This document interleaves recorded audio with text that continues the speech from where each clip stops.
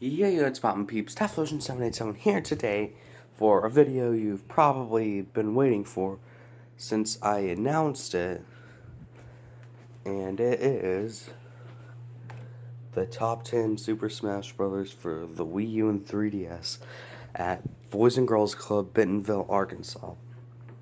Now, you've been waiting for this for so long. I'm not gonna keep you waiting anymore. Let's hop right into the list.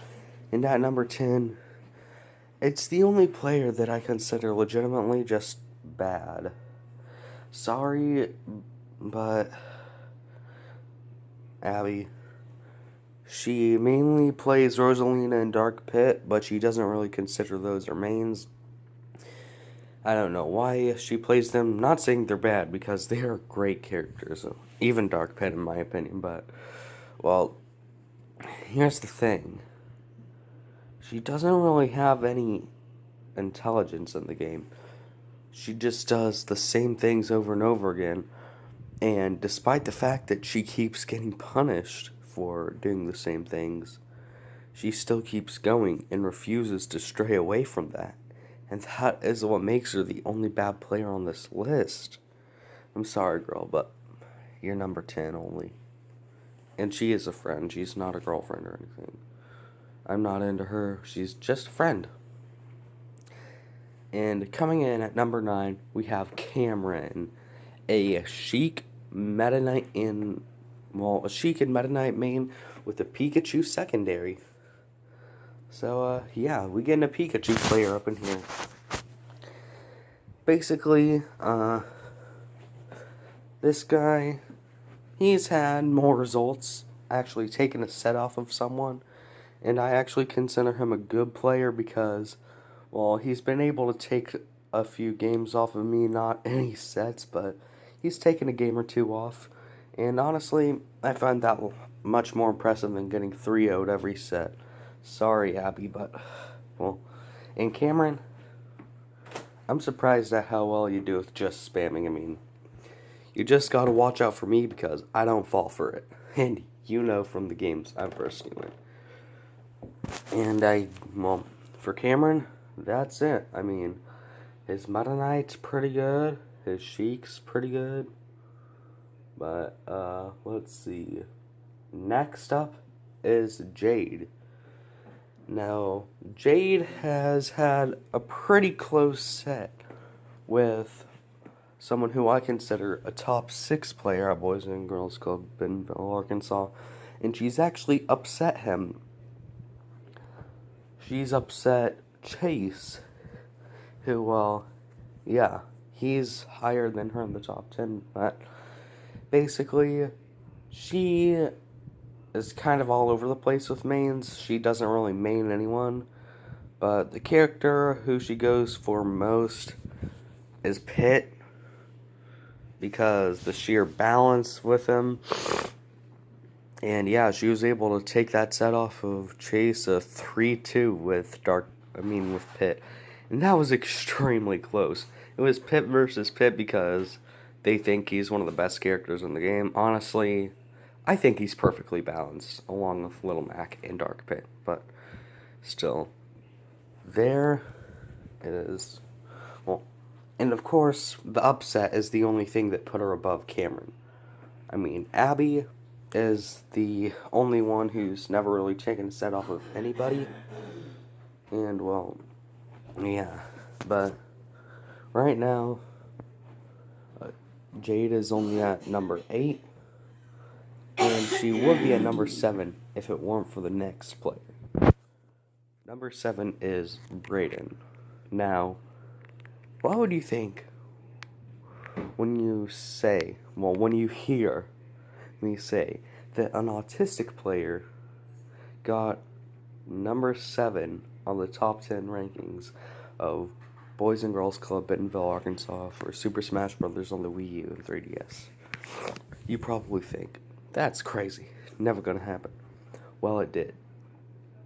Brayden is autistic, that I know, but he mainly plays Wario and Pac-Man, and he's 3-0'd Abby with Pac-Man, and 3-2'd Cameron with Wario, I believe, the first 2 games.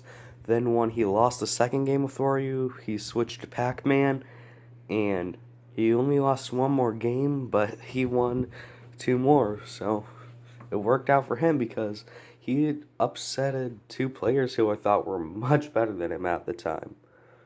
And honestly, seeing that from a kid who's, well, autistic, and how they couldn't get past the spam being pretty funny, was really surprising. And honestly, I commend you for that, Brayden. Good job.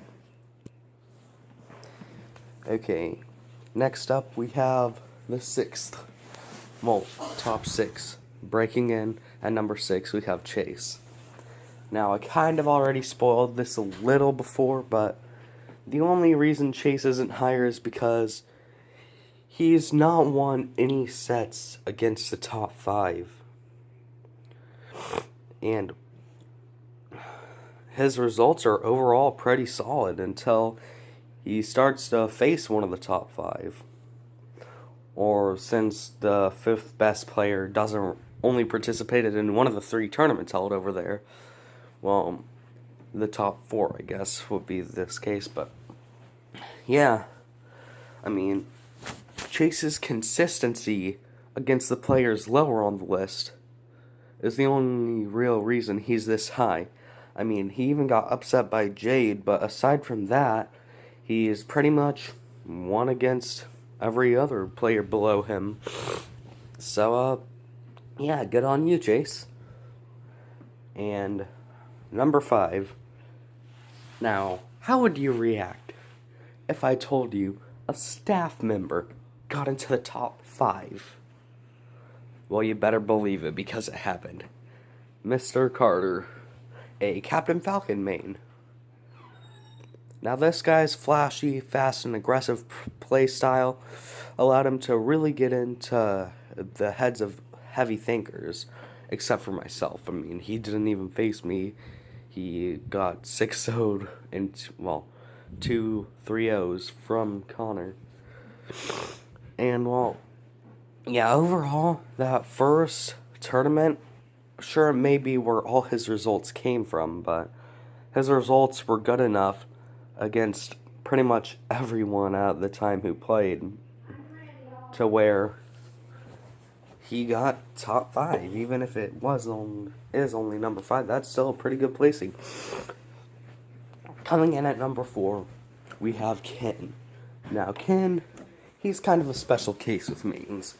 He plays every single Fire Emblem character, essentially. And then Cloud. But we don't have DLC over there, so, yeah. But anyways, Ken has actually pulled off an upset against me. Yeah. It was in winners semis with the Evo rolls, and he too won me. So, yeah. That is one of the things. Yes, I just took it. So that's one of the things that put Ken this high on the list. But aside from that, he just has overall consistency and solid results with those below him, and really close sets with those above him. So that consistency and ability to take a few games and barely lose to the 3 people above him, that's what gets him number 4 on this list. So kudos to you, Ken. And number 3, Connor. Now, this kid, how did a spammer get this high on the list? I couldn't tell you. But somehow, except for the top 2 players, Connor has beaten everyone by pretty much just spamming with Lucario and me Gunner. So, yeah.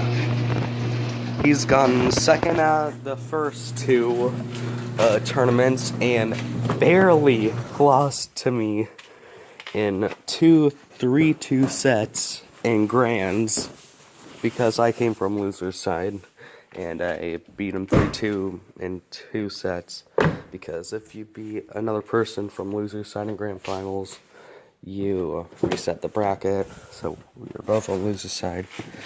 And yeah, but anyways, Connor, I'd say he's definitely dialed back his spam since those tournaments, and he's still a pretty good player. I mean, his spam got pretty predictable, and it was predictable from the start for me. So I'm guessing he tried to dial back his spam much more, just to see if that would help against me. And he nearly won in 2 sets, but whew, I was barely able to squeeze those sets out and win. Okay. Yeah.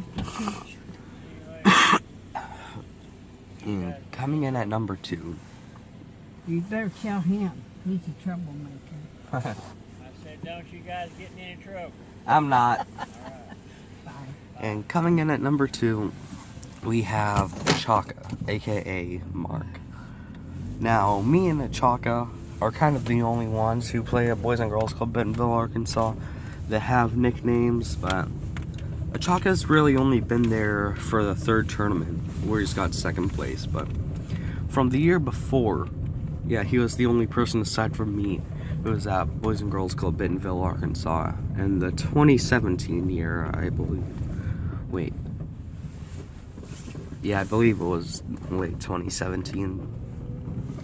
And he was really good even then. But now, well, he's still amazing as a player.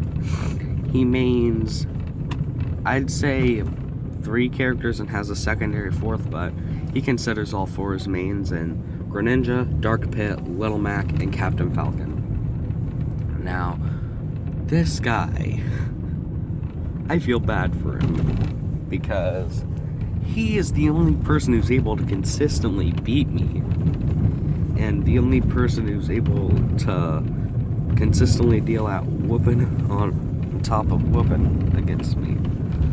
But he got 2nd in the only tournament he entered because guess who? Me. I beat him game 1 with Sonic in Winners Finals. Then his little... Wait, no. I beat his Little Mac with my Sonic then. He switched to, I believe, Dark Pit. And... Wait, or was it... Wait, he switched to Link, not Dark Pit or Greninja, and beat my Sonic.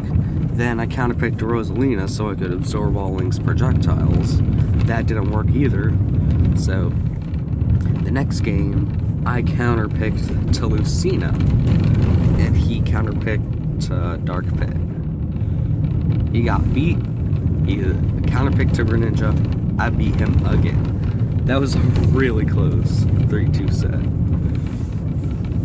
And then in Grand Finals, it was a clean 3-0 with Lucina. I mean, I bet that if I wasn't prepared for him, just insanely studying all of his sets with other players, I probably would have lost 3-0, but hey, studying what other people do can help quite a lot as well. And good job, Chaka. You barely didn't get number 1, and what saves you really is, since you were only at 1 tournament, how everyone thinks you're a top 2 player, either behind me or in front of me. But anyways, at number 1, you've probably already guessed it because of how much I talked about it myself. I don't want to do this, but I mean, I'm the only one who's won a tournament at Boys and Girls Club Bentonville, Arkansas for Super Smash Brothers, and I've won all 3. I've had the most solid results, even though I've had 1 upset, but that was just a top 4 player. And losing to someone in the top 4, if you're the best, it's not really that bad. And well, I just have that overall consistency and solid results. And studying other people's gameplay, that's what helped me beat Chaka, and that can definitely help you beat other people. So, well, I guess kudos to myself, even though I already know how good I am at the game. So, anyways, guys, this has been Typhlosion787, and I'm out of the house. Bye!